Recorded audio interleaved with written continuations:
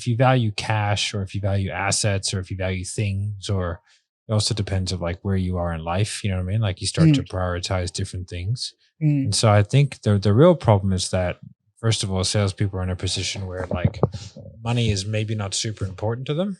Yeah. Because it's one of the few jobs where like usually through effort and skill, you can just get ahead. Yeah. Yeah. You know, there are some things like, there's never a lack of sales positions. No good salesperson has ever been out of work. Yeah. Like it's intentional. I train some sales guys right now who are not actively working, but it's because they choose to, because they're really good at sales, And so like you can work as much as you want. If you're really good, you can go into any job, any industry, any whatever, and probably be quite successful.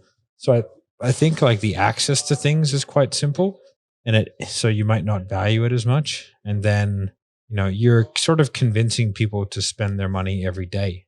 So like it kind of feels like whenever we have a conversation, you're just like, well, does it get us closer to our goal? Yes, then buy it. But that's sort of like the only metric that we have previously been spending on, which has done good and some negative. Yeah, totally.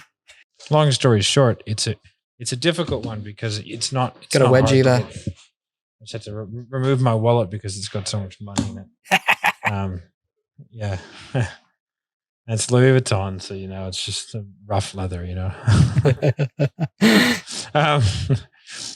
how it is. Yeah, so thing's weighing me down all the time. I need to buy a new belt. Right? Yeah, I know. Yeah, so it's just a weird one. Like I think when you find it easy to make money, like you're just going to you're going to spend it more flippantly. Yeah. And then when you're convincing people every single day to spend money, like you're just like, yeah, YOLO, let's do it too. Yeah. I mean, it is part of being congruent, but there's some bad decisions. There's some very good decisions in what you should and shouldn't spend money on, right? Say congruent? Yeah. Yes, I think it's a problem though, because I think like a lot of like sales training, for example, it's quite strange. Like sales is an enormous industry and sales training is a very big industry financially.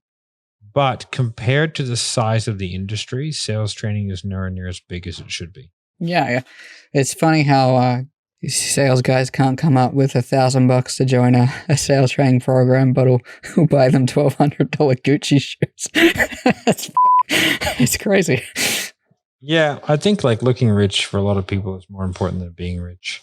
But if you have a look at like the personal training industry, the personal training industry is one of the highest investment industries in self-development. Mm-hmm. Right? And there are a lot of sales coaches out there, but being in the sales realm, I really can't name that many that I would consider any good. Mm-hmm. Or even like that I would consider like middle tier.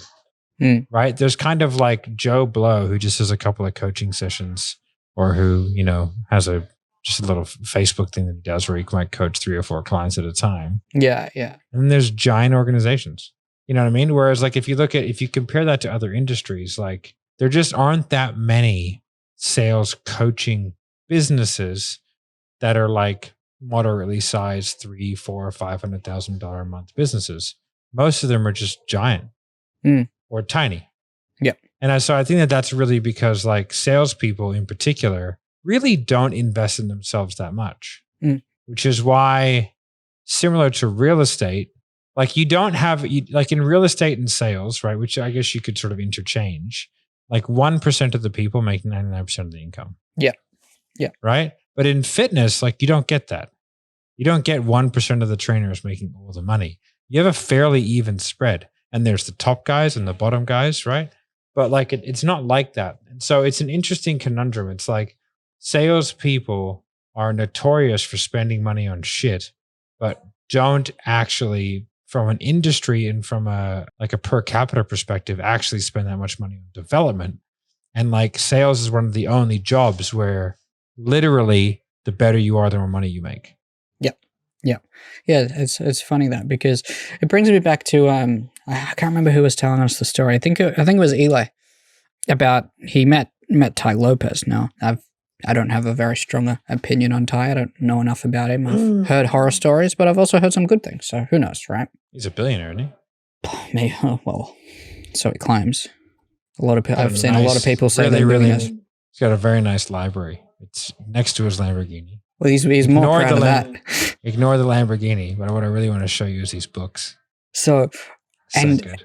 And he had, I think, I'm positive it was Eli, right? They had dinner and Ty told him, it's like, spend the money on the Lamborghini, right? Because that's a more important investment because that buys credibility, whether you're credible or not, because people see that and automatically tie that to success, i.e. the same as a Rolex, the same as a Gucci setup or all the designer brands. It's like you can wear all that, and that gives the perception that you are successful and people will want to buy stuff off you regardless of your sales skills.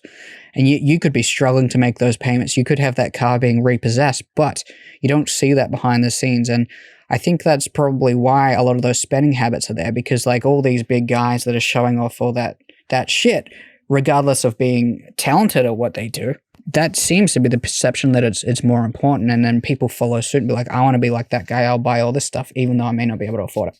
Like you could have a 500 credit score and still be rocking those Gucci sneakers. You know what I mean? But it doesn't mean you can afford it, but you still have it. Hey guys, so if you enjoyed this little short snippet of the podcast, then here is another short snippet that you can watch. Or if you want to watch the entire episode, you can just click here. All right, guys, thanks for watching. We'll see you soon. Bye.